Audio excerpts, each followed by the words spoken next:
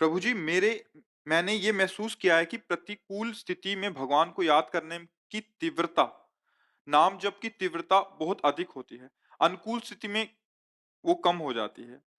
हालाँकि अनुकूल स्थिति में नाम जप नाच-नाच के होता है, ज़्यादा भी होता है, परंतु तीव्रता का एहसास कम होता है।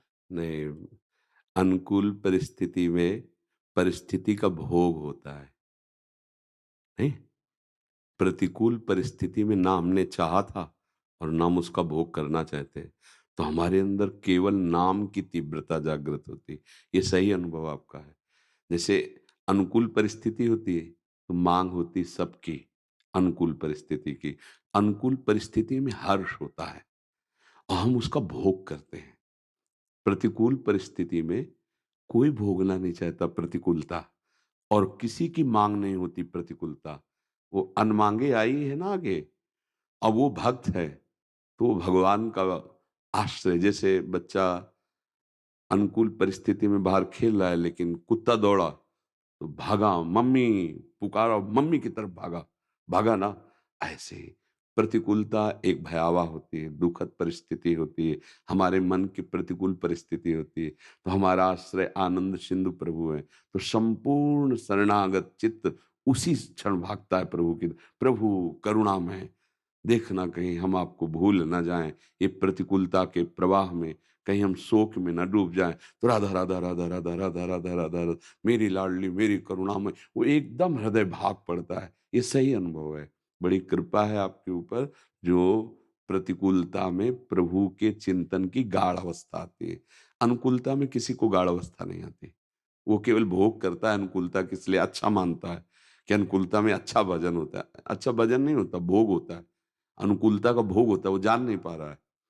प्रतिकूलता में अच्छा भजन हुआ। प्रभु जी, प्रतिकूलता भगवान से माँग सकते हैं कि प्रतिकूल दे, नहीं माँगे क्यों?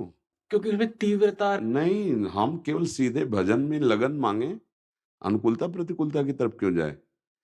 हम तो केवल इतना कहेंगे कि जैसी भी परिस्थिति हो, उस परिस्थिति में मैं आपको भूलूँ नहीं बस। वो आप देखो क्या दे रहे हो परिस्थिति।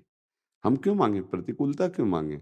माँगेंगे तो भजन माँगेंगे ना, गाढ़ अवस्था भजन की, कि हर समय रो-रो कर आपको पुकारता रहूँ। आप ऐसे कोई भी परिस्थिति हो। जैसे वास्तविक जब हृदय भक्ति के रंग में रंग जाता है, तो जब अनुकूलता आती है तो प्रभु का दुलार दिखाई देता है। तब रोना आता है, कितने कृपालु हो। जैसे माँ अपने बच्चे की हर इच्छा पूर्ति करती है, ऐसे आप मुझे दुलार करते हो। और जब प्रतिकूलता आती, तो कितने आप कृपालु हो कि आप बिना चाहे भी हमको वो मार्ग दे रहे हो, जिससे संसार का राग खत्म हो और आपसे प्रेम हो। धन्य है आपके द्वारा किया हुआ प्रतिकूल विधान, जो आपके चिंतन में मुझे तन्मय कर रहा है।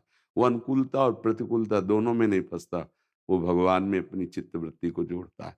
तो अगर हमें माँगना है, तो उनके चरणों का प्रेम माँगे, अखंड स्मृति माँगे कि किसी भी क्षण, किसी भी परिस्थिति में आपका विस्मरण न हो, आप ऐसी कृपा कर दो। बार बार बर मांगहूँ, हरष देव श्रीरंग, पद सरोज अनपाइनी, और भक्ति सदा सत्संग। आपके प्रेमी जनों का संग हो, आपके चरणों में अभंग प्रेम, प्रेम लक्षणा भक्ति हो, सतत स्मरण हो, नाथ यही मुझे प्रदान कर। जी। महाराज जी, श्री जी का